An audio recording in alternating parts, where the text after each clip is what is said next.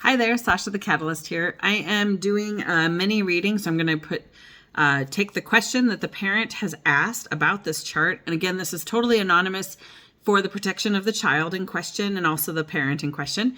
But a couple of people in my Facebook group, the Human Design for Parents and Kids, have submitted a few questions. So I'm recording a video for them answering their questions, and hopefully other parents will be able to learn from this as well.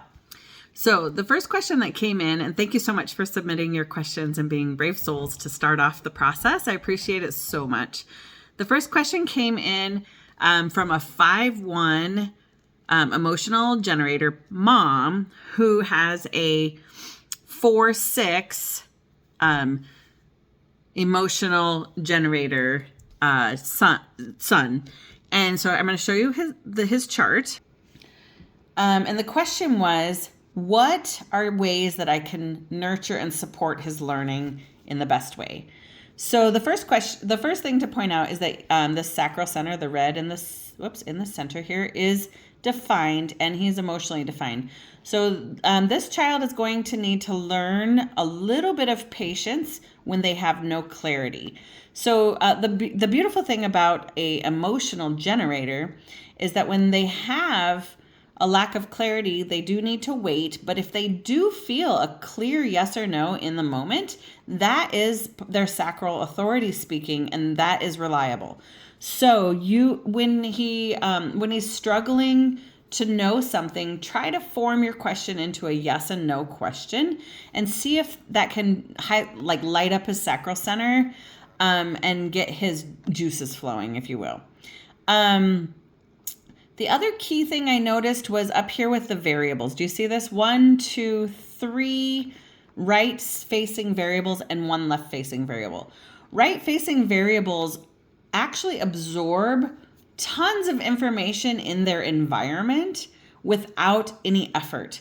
So what that will look like is that I kind of think of rather than trying to focus on what he's learning, the object here is to make his environment rich with things that you want him to know, values you want him to adopt, and for example, having public television on in the background, or Discovery Channel, or something that is kind of interesting to him while he's doing something else. You would be surprised what he'll pick up just listening to other people's conversations.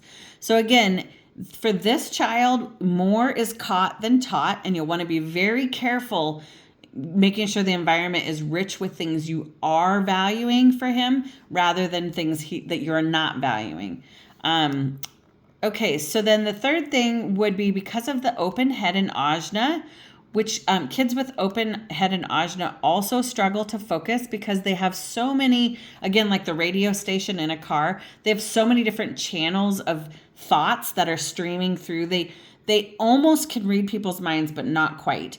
And so your task as their parent would be to help them refine what it is they're going to focus on. So there could be 100 questions that they might want to start up with, but narrowing down what is the most important thing we need to know in this situation.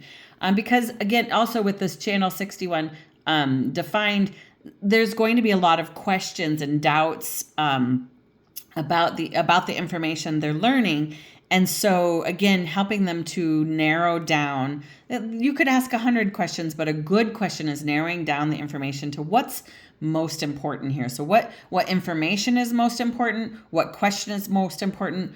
Who or what is a reliable resource? So if you're teaching them internet safety and internet discernment, being able to judge high quality internet information from lower quality. For example, even just teaching discernment between, is that a person's opinion or is that based on fact? So the open head in Ajna is really open to a lot of ideas and can hold multiple perspectives at the same time. And they really can become a source of wisdom, but you can guide that process through yes and no questions. Was that a reliable source? Do you think that's true? Who else could we ask to decide if that was important? What other things do you know Do you know of any other information that supports that idea? Do you know of any information that contradicts that idea? Again, starting with the yes/no questions, and you can always move into allowing the child to elaborate more with open-ended questions. Hope that helps. Let me know if you have any follow-up questions. You can just email me at sasha.clark@sashaclark.com. That's my work email. Or you can send me a private message. Thank you.